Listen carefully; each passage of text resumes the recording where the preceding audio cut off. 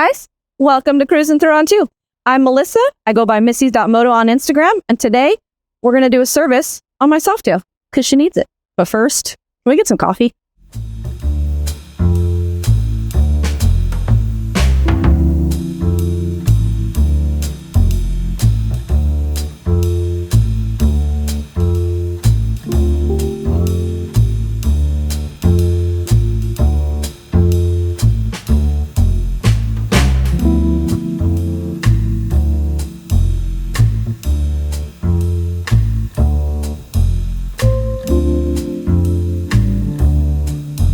This is my girl Cujo.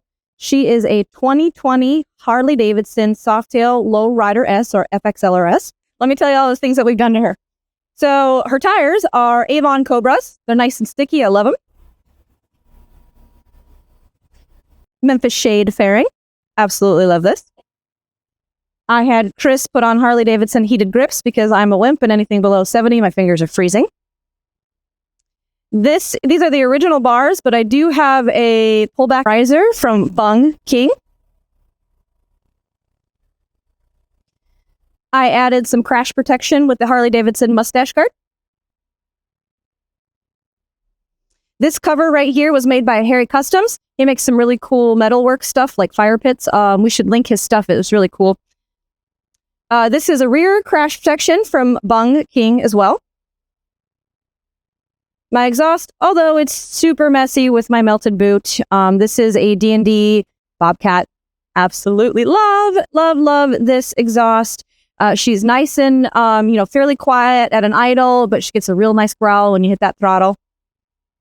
Seat, I don't go anywhere without my Saddlements. It's a step up. Absolutely love it.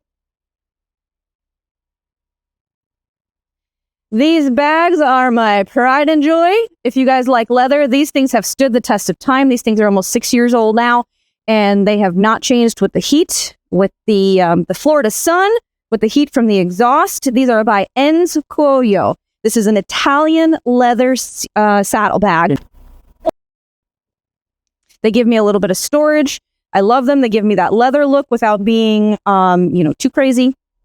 Thick, really good quality leather. Hide leather. Like I said, they have stood the test of time in the Florida sun, the heat from the exhaust, and they have never faltered. I absolutely highly recommend, if you love leather, to check out Enz Cuoio. This taillight is Custom Dynamics.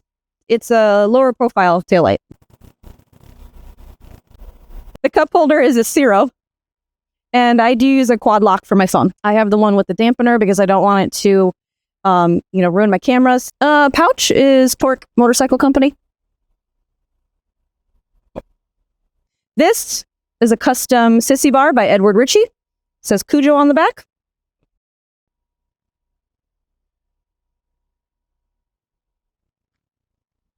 And last but not least is the engine herself. It is a Stage 4 Harley Davidson Screaming Eagle 131 kit. Is she the fastest bike out there? No. She's pretty darn fast and I love her. That's it. Anyone can learn how to do a service at home. I prefer to let my husband do it because he has actual many years of experience. Yes, anyone can do this at home. If you want to do this, you can simply follow along. Makes life real easy. We're going to do a proper service today. We're going to cover everything. We're going to either touch it, replace it, look at it, we're gonna check it, we're gonna address everything on the motorcycle. So okay, what's first? Well, I guess to preface, the couple things we won't be covering in this video is fall away or front end adjustment. We won't be covering neck bearing adjustment in this. We will be checking and potentially adjusting belt deflection though. Okay.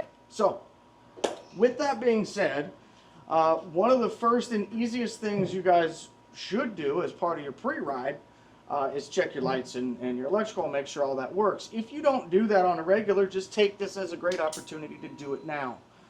So if you don't have a lift at home, that's just fine. You can do this on the side stand. It's very simple. All we're doing is checking our turn signals to make sure our lights work. Then we're going to check our other side. All our lights are functioning. We're going to check our brake lights. Both our front and our rear brake light switch. We're going to check our high beam, a horn if you have it. Ooh, That hurt my ear. Always. In the shop, you would always yell, horn. I really hate those horns. Like, it seems so, like, wimpy. It's, like, very cartoonish. You've got this really loud exhaust, you know, rumble, rumble, rumble, and then beep. Agreed. I don't often use the horn. Tell me, you guys, viewers out there in the real world, do you guys use your horn? I use my exhaust more than anything to tell people I'm pissed off. I like, yeah, exactly. Basically, we're just checking the simple things that we can check right here just to make sure everything's working. You should be doing this as part of your pre-ride inspection, but if you don't, now's a great opportunity to check it. Mm-hmm. Tire pressure as well. Yes, tire pressure, you and I will do that as it's in the air because we don't have to bend over. If you were at home and you had to do it on the ground, yes, perfect time to check your tire pressure as well. My back thanks you for that. So doing it on the lift. Absolutely, mine does too. So with that being said, I'm going to check the charging output right quick. I'm going to show you how we're going to do that. I want to find the easy place for you at home. If I can't, then the beauty of editing is we'll just omit the entire statement. So, yeah, it's going to be hard because that's the ground, right? That's ground, not positive. Positive is all the way down in there, and it's covered up by plastic. But there is a positive battery lead off the top of the starter, which is right... Well, this is the exciter wire right here. This is the little trip wire.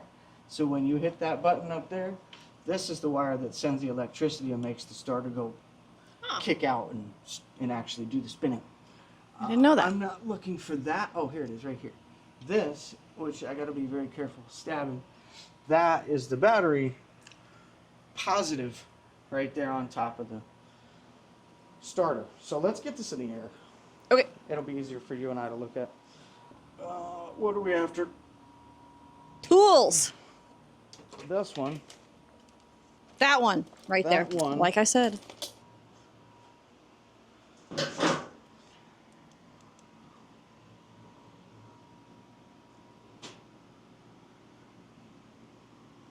So this right here.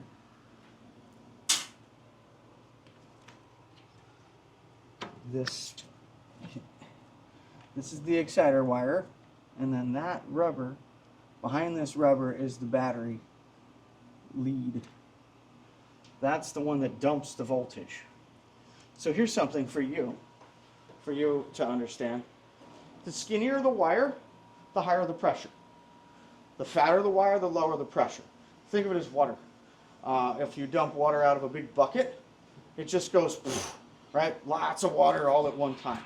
If you dump water out of a bucket with a very small hole, the water speeds up. The pressure increases. Same as taking the end of a hose and squeezing it. Exactly. Well, so the smaller the gauge wire, the more pressure that wire has on it. The larger the wire, you think of that as a large hose. So the big fat battery wire that comes from the battery, the big lead, that's simply designed to dump voltage. So when you hit the little exciter one to kick the clutch to make the thing spin, the battery goes, all right, it's time to dump the voltage. So it's like dumping the bucket. And it dumps all the voltage through that battery lead down into the armature, spins everything.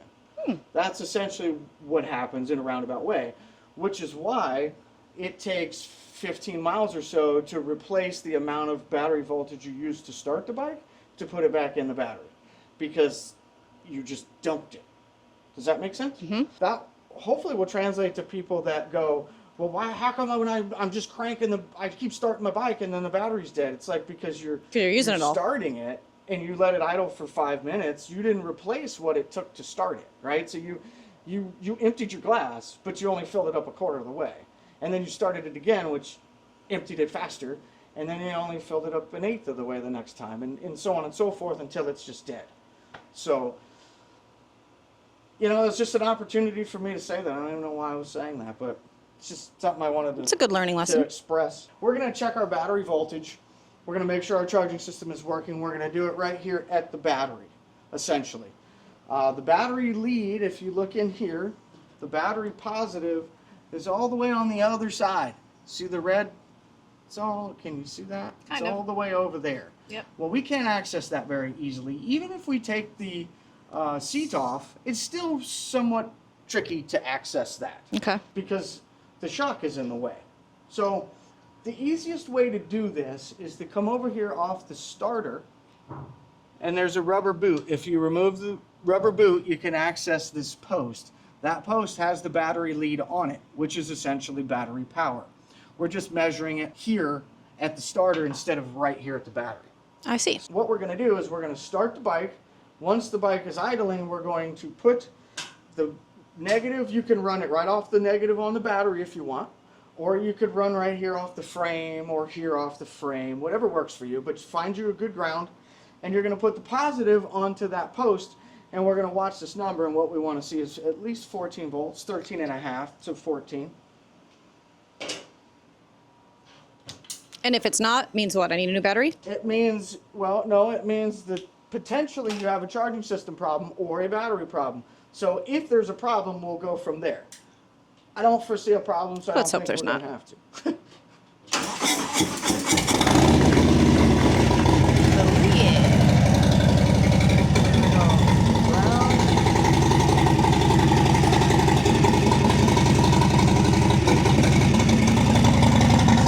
See the thing? 1413. That's what we want. That's what we want, so we're good. That's what we want. Correct. Excellent. And so we just... And so now that I just explained to you that we emptied half the glass and I didn't fill it back up, after this we'll make sure we ride it. But what I wanted you to see was that that is the target number that we want to see. There's about 14, typically. 14, 14, 1, and you're going to want to read it right there. That checks your stator is putting out. That means the alternator or the regulator is regulating, and the proper voltage is coming back to the battery. So that means the entire charging system is working great. No need to check anything else. Have I mentioned that I absolutely love my exhaust? I just did. Oh, did I? Okay. Well, it bears repeating. We're going to put our boot back, guys. Don't leave your boot up. No boots off. No.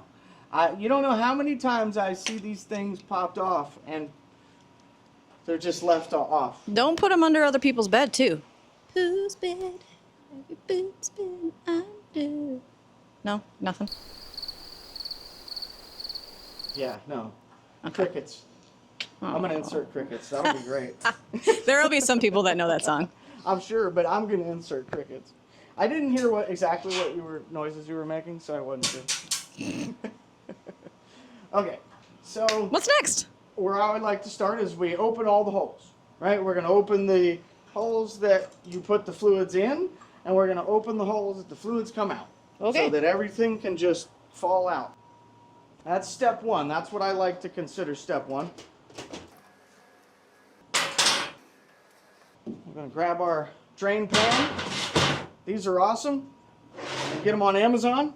This one happens to be a Harley Davidson one, but I am not too proud to have an Amazon one. There's one right over there. I will put a link to these and some of these parts at the bottom. So guys, if you see a link down at the bottom for tools, they are active links. They're not. What are you doing right now?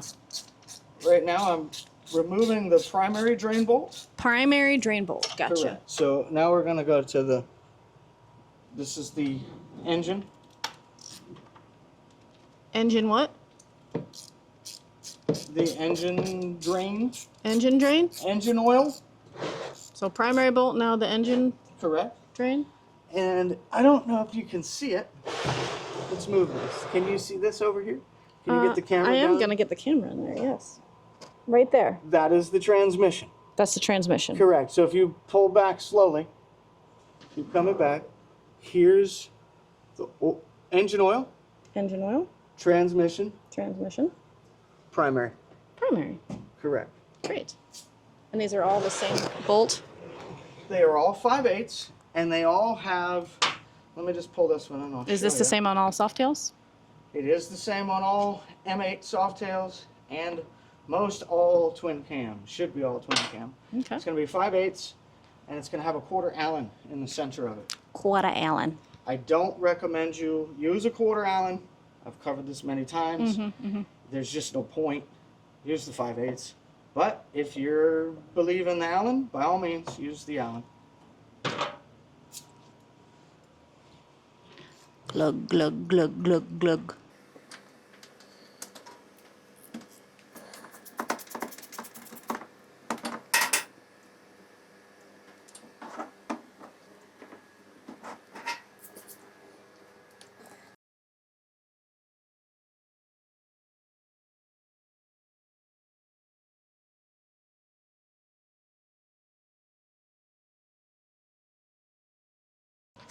Okay, while we're draining, what else are we doing?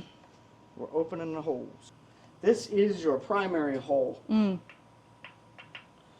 then we've got the engine fill and the transmission. Okay. This also gives us access to your clutch. Do you feel like your clutch needs adjustment? No.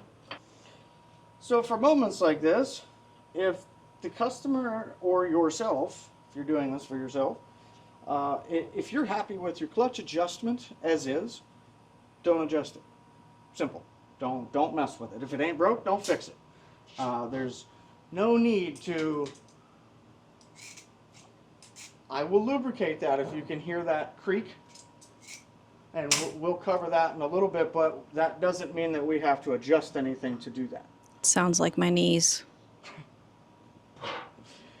If your clutch does need adjustment, I guess we should do that. Adjust that clutch. It's really hot out here. We're still working, saving for an AC unit. All right. By the time we have enough money, it'll probably be cool. Yeah, oh, of course. All right, so we're going to adjust the clutch. So first thing we're going to do, we got to put the slack in the clutch. So in order to do this, these two little red tabs have to be depressed. You can use your fingers, or you may need to use a screwdriver. If you use the screwdriver, don't force this. They don't need to be compressed very, very hard. This what I'm doing right now can be done with my fingers, and I'll demonstrate. What I'm going to do is I'm going to pinch these together like this, and I'll push it so that it comes out this side. So if you'll watch, we're just going to, just like that. It doesn't take a ton of effort. Now I promise, I know that looked really easy, and some don't just pop out like that because they're under side tension or whatever. I know, believe me. This one did come out pretty easy, I admit. What we're going to do is compress the spring, and then we're going to push that back in. And it's going to lock that in the bottom position. What that did was that put all the slack into the cable. So now, when we go to loosen this and make our adjustment, we're not adjusting with any kind of slack in the cable. You have to take this out before you make the adjustment here. So now that we've got that, we're going to crack this loose. And this is a 7/32 Allen that we're going to use as our adjustment. So currently, what I want you guys to pay attention to is the space right here. If I pull this out and I push it in, do you see that movement? I do. As we tighten that, the plate is going to come out. Come forward. Correct. Okay. And it's going to butt up against this snap ring. And that is what we're seating. Is we want this plate seated against the snap ring. You don't want to just keep tightening this because you're going to push that through the snap ring and break these lands. Oh. And that won't be good. So if you over tighten that, you could really do some damage. Yes, absolutely. You Okay. can break that off. Okay. So we want to avoid that, but we do want to hit bottom. So in order to do that, we're going to just run that in until we seat. And you can visually see that it is seated in case there are like points in the thread that are kind of sticky, because that happens sometimes. If this isn't all the way seated, meaning you can do this with the plate, then you need to keep going. Okay. The minute you hit bottom, that plate doesn't have any movement anymore. That's it. I see. So from that point, that's considered bottom right there. So Okay. now that we know that we're at bottom, we're going to come out one turn. Your clutch was at 1 1/2? I think you said 1.5. Yeah, almost 1 1/2. So we're going to go to 1, and then we're going to leave it there. We're going to lock it down at 1 full turn. The book tells you that you can go 1 full turn to 1 half turn. And there's a lot of statements, and even I made a statement, that if you come out 1 turn, it brings your friction zone closer to the lever. That wasn't exactly, if you caught what I was saying is we like to put free play in her lever, so I need to move the friction zone a little bit further out, but it brings it closer to the lever because we added the free play. So I don't feel like my statement was 100% accurate. I think there might have been some confusion, and that was probably my fault because I was making a statement based off of that moment in time. But if you set your adjuster out 1 half turn, normally that does bring it closer to the lever. So if you don't have excess free play in your lever, it's going to be real close to the grip. I see. And the further out you come, the further out the friction zone becomes, normally.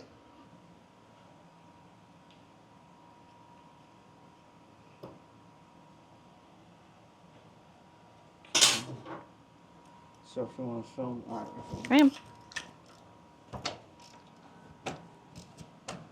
Okay. And then to tighten that, there are multiple ways to do that. You can use an open-ended wrench. I guess I should show this.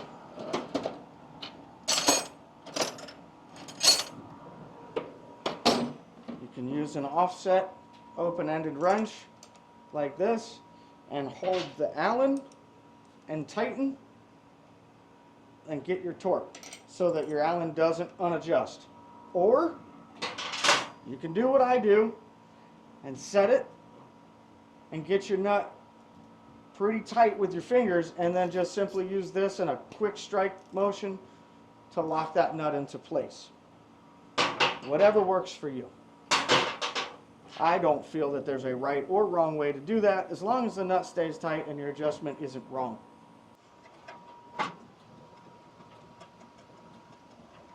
Who did this air cleaner for you? Harry Customs? Harry. Like Harry and the Hendersons? Yeah.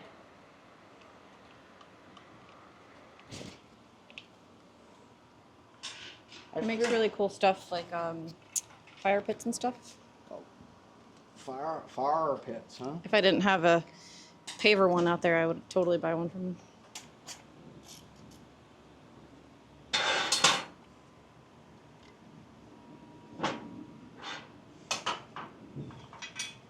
Set your air cleaner cover off to the side. This air filter is actually rather clean, guys. Look on the inside. That actually is. That's kind of surprising considering how sandy we are here and all the pollen and stuff. It is. I will say though, I feel like I put a new one on it last time, which might be why. I don't know. But anyways, that one's actually clean. Looks fairly clean in here if you want to get a shot of that. This is normal. I want people to see that dirt, unfortunately, is normal. Ooh, that is dirt. That is unfortunately normal. So don't necessarily panic if that's what you see when you pull it off. Now, if it's completely excessive and you have wet oil that's running out, you probably need to worry a little bit because you have too much blow-by. This is a fair amount of oil, but it's nothing that's considered to be excessive. okay. So I don't have to worry about that. no, and I want people to see that because, you know, we're just taking this off right now, and I don't want someone to see it after it's been cleaned or whatever. Like, this is normal. This is very normal. This is just part of what you do at a service interval. Just clean this out. We'll spray some brake clean in here. We'll let all that get dissolved, and we'll wipe it out. We're going to blow out our air filter. Now I'm going to use compressed air. The book will tell you never ever use compressed air, and the book is not wrong, and neither am I. That sounds funny. I'm not going to use compressed air and blow the compressed air right directly into the air filter. I'm going to use the compressed air and stay out here so that I'm blowing high-speed air at it instead of compressed air, if that makes sense. Okay.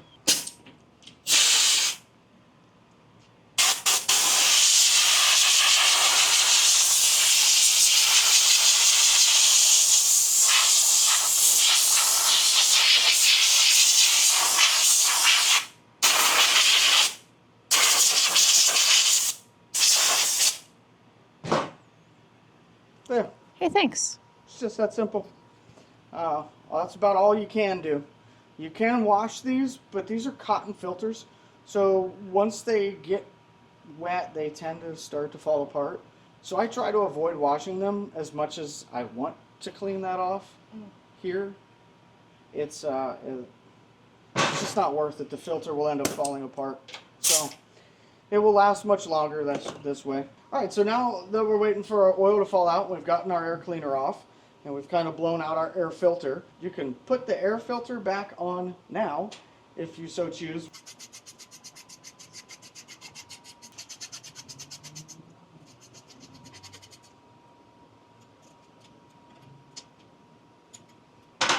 T45, we're going to check these. We're going to check these. So What are we checking? A lot of these guys can literally be done visually, but I'm not going to grab a torque wrench because it's not worth my time to check the torque on all of these. What we're going to do is put a ratchet on an extension, and we're just going to check them. We're just going to push on, Just check and make sure they're not loose. Right, exactly. Okay. And we're gonna do that with most bolts we can see that we can access. So again, we're not like trying to check proper torque. We just want to make sure they're tight. Nothing's loose. Nothing's gonna fall off. See, that's tight. Toit like a Toiger? Very much like a Toiga.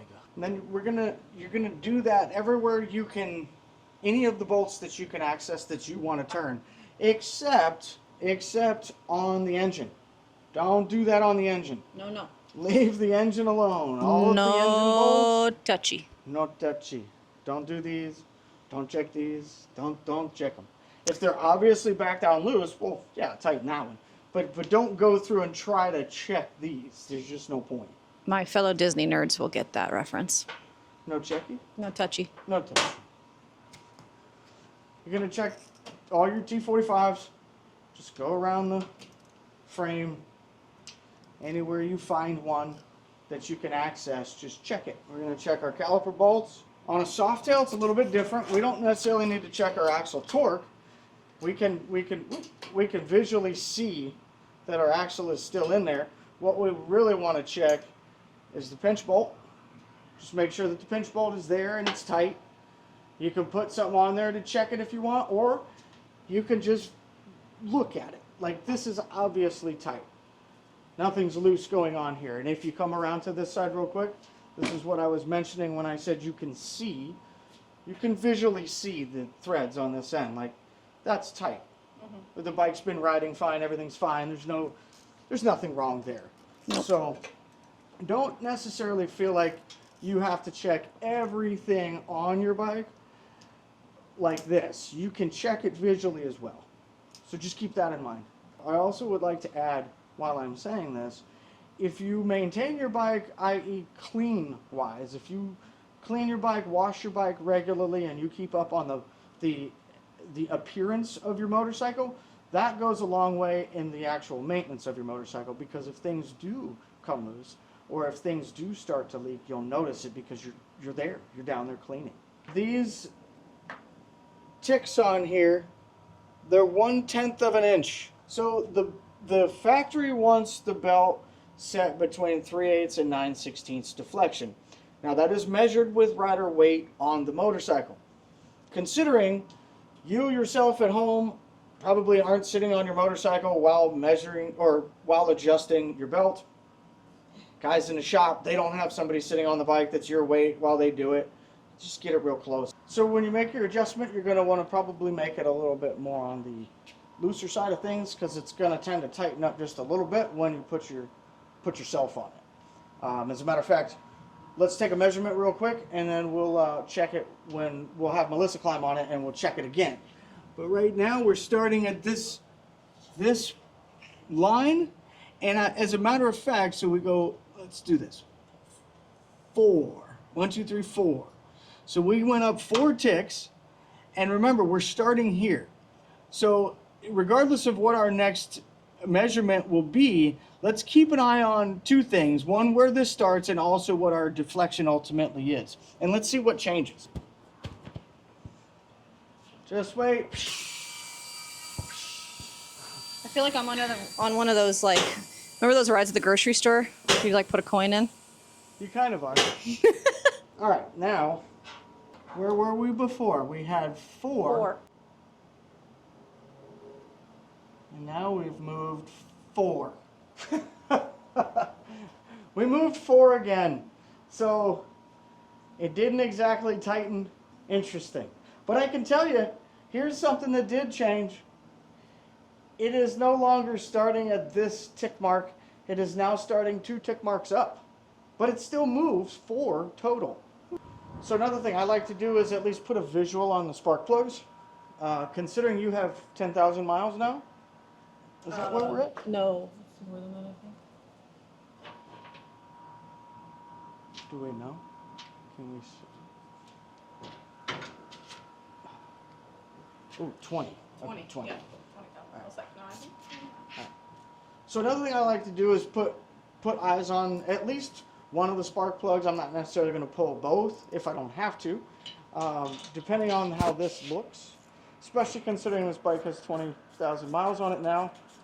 This is something I definitely want to see. We just want to see if it's got any oil, any excess gas, carbon, anything that doesn't look normal.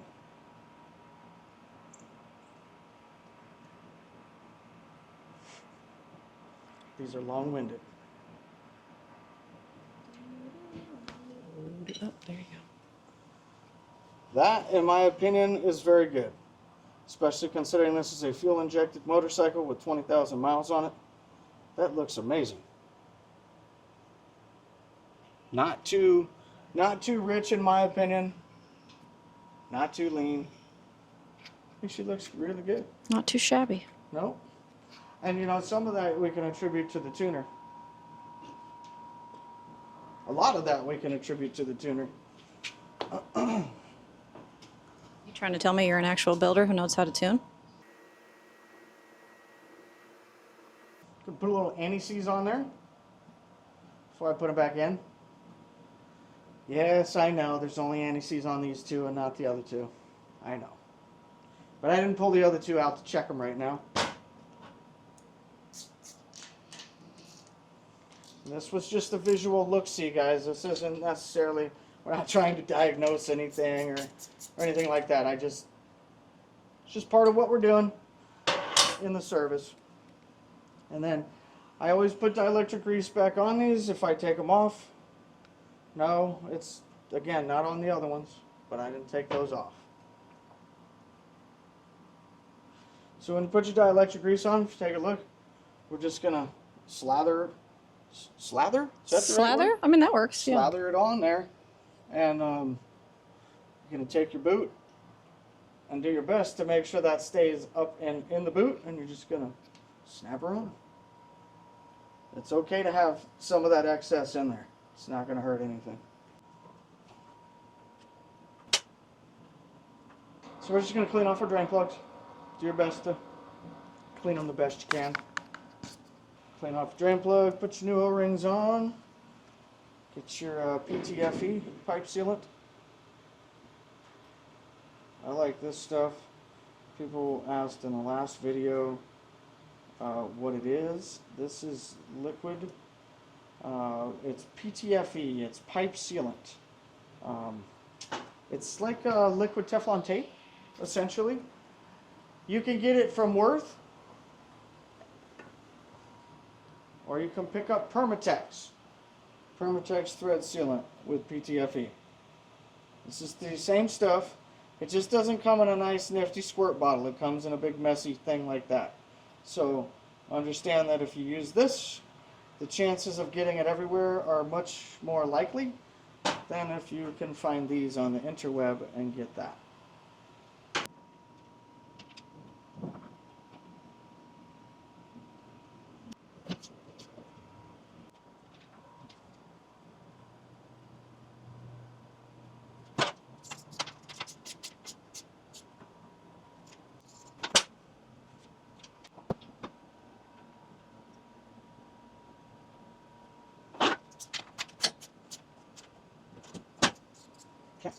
filter. Oil filtration up here.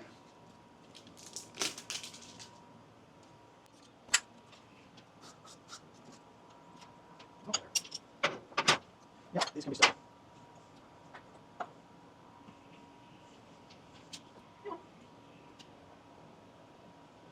No. No. We don't pre-fill these. No. And I want to say something because I read it in the comments and it's interesting that everybody had to talk about it. So if you pre-fill this, cool, but you have to turn it this way to put it on. So in essence, at best, you're only going to get it half full. So there's no point. But if that's what you feel like you need to do, go for it. I know that that was interesting in the comments. It's not anything I talked about specifically, but I noticed there were some back and forths. And I just wanted to address that there isn't a right or wrong way. There are particular engines, if the oil filter goes up onto it or up underneath, that you could pre-fill and they would stay full. But for the most part, this isn't going to stay full. So you're going to lose half of that oil anyways when you go to mount it, if not more. So just food for thought. Important not to over torque this, guys. Once it hits the shoulder, if you notice, I went about a half turn. That's it. It's not tight. It's not super tight. I could probably break that loose with my hands. Once the engine heats up and everything swells, it's going to lock itself into place. Good to know. Lubricating your clutch cable is something that isn't as critical as it once was. If you want to lubricate your clutch cable, I suggest putting a little bit into here at the bottom half. Not a lot. You really don't need a lot, I promise. But just put a little bit in there. And then if you want, go to the top and put a little bit, just enough that it's going to run down. But keep in mind, if you load this completely up, it's just going to end up draining through here and making a mess on the floor. So really no need there. But again, I still believe it's good business to do this. So I just kind of load it up a little bit like that. Just enough that hopefully it's going to coat the inside and just barely come out. That's what she said. And then we're going to lubricate in here. And we're going to get rid of those weak knees sounds. So that pretty much covers the clutch cable. And once you've done that, you're going to push this out, same way we did before. And you're going to let that relax on its own. Don't spread it apart. And then you just want to kind of make sure that this is working. And then snap that into place when it's comfortable. How did I get bird poop? How did I get bird poop? Right there. Right there. You were like, you walked over and were like, oh, mid-flight. Oh, maybe mid-flight poop. At least it wasn't on my face. That's true. 40. What was it at? 30. Ooh, it's low. He was a little low. Rear? What would you like in the rear, my dear?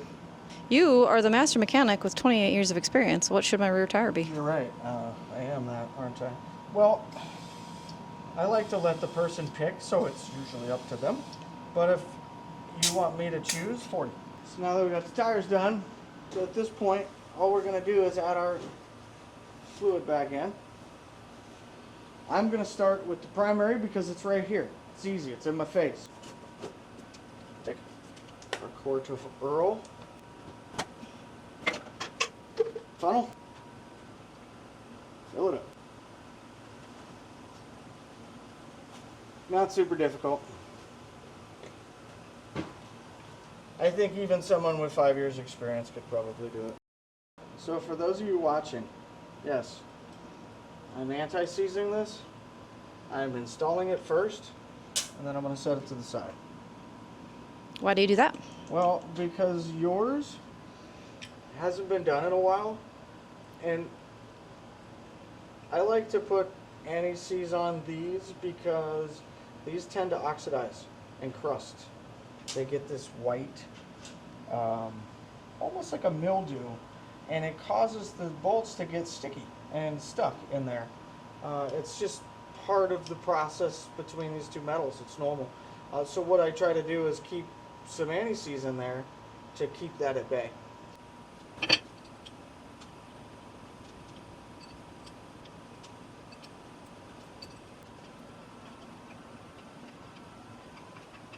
These don't get torqued very much.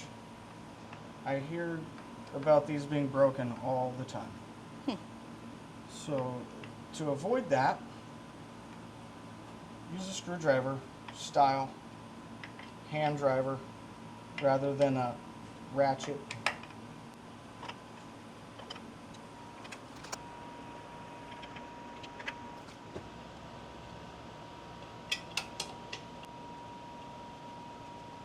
We just checked the fuses.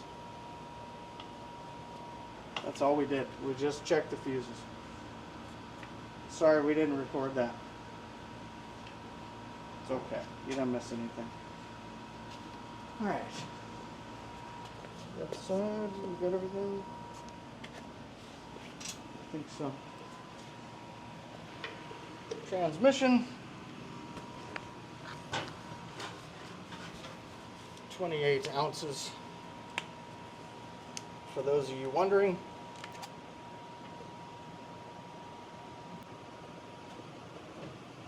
There we go.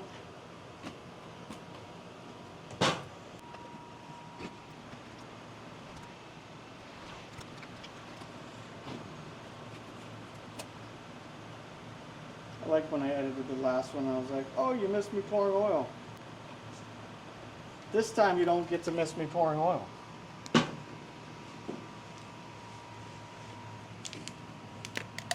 Look at those boot marks. I know. Golly. Can't you just like replace the heat shield covers though? Hey, this bike gets ridden. Yes, she Look, does. there's bird on here. How did it get under that? Look, it's under the heat shield. That's a really good question. Like, that bird was like, woo, boom. Like, it threw the shit at you. Like, it, What can I say? We actually ride our bikes. yeah. So you're trying to tell me that you think you're cool? I thought I was. I wanted to be, yes. Did I end up being it? No. but I tried. After we've pores are oiled, we're gonna check. I don't know if that even made sense. It didn't. So experience tells me, this is where we're at right now. Experience tells me that we're still about, I need about a quarter quart. But we're going to add that after it runs, and we make sure. Da-da-da, the thing that everybody forgets to put on. What is that thing? This is a plastic cover. All that does is covers Oh, the yeah. stuff. It doesn't do anything, but it covers stuff. It's a stuff coverer. Stuff cover? It's a stuff coverer. Kind of like throw a cover over all your junk. It's kind of like, yeah. You know, this is a denial piece. It allows you to deny that there is shit behind it. It's, you know, Mm-hmm. it's just throwing cover. It's kind of like our trash corner over in the yard. It is. Where we have this huge pile of stuff we have to take to a dumpster. It just kind of gets covered up.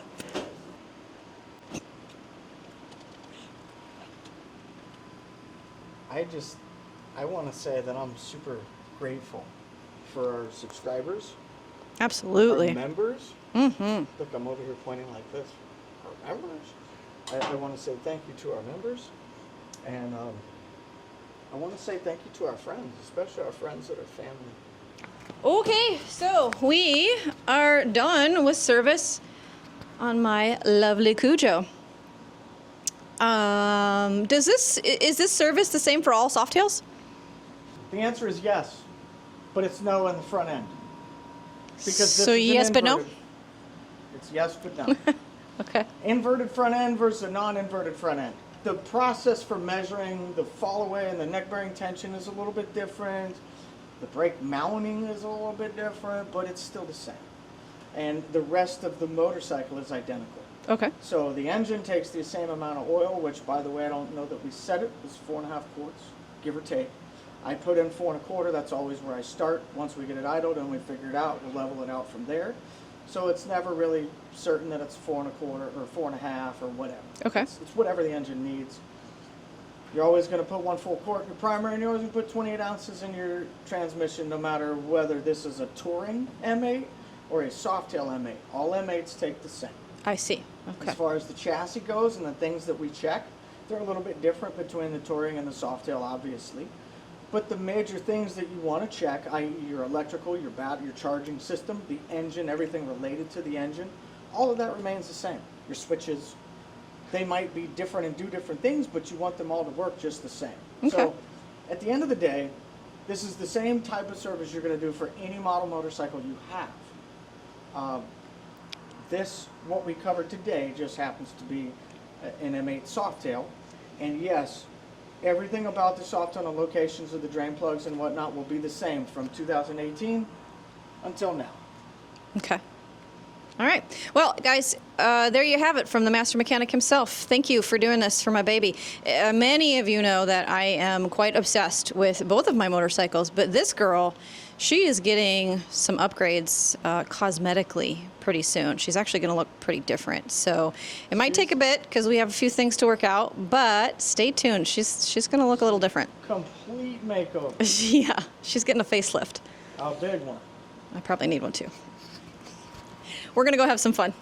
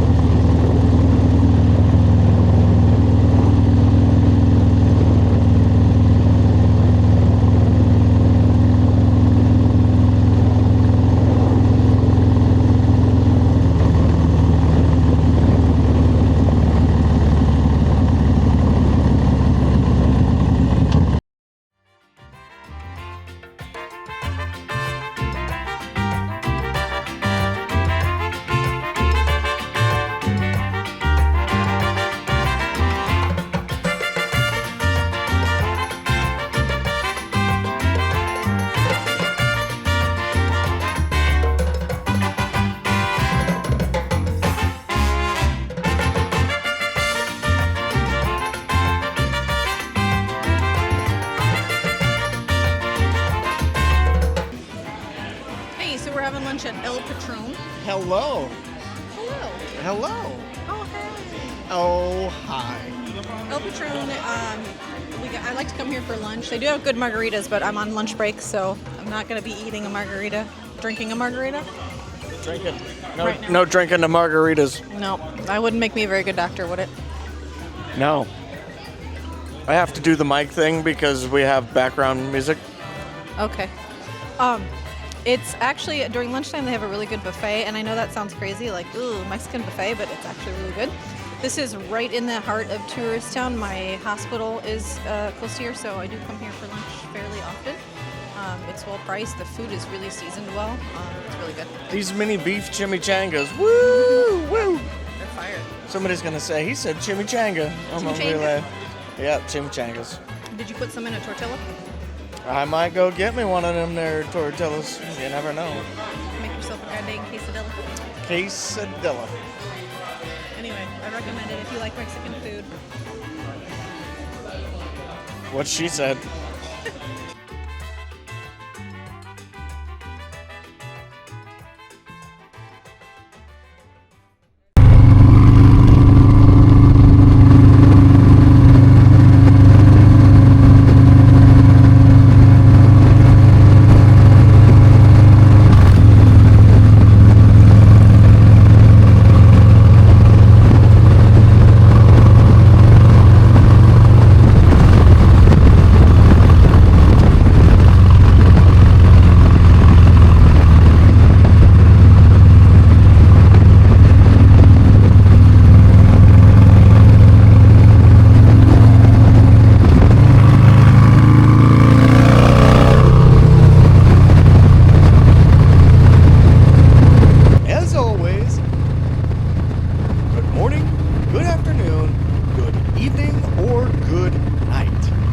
Stay upside and we'll see you on the flip.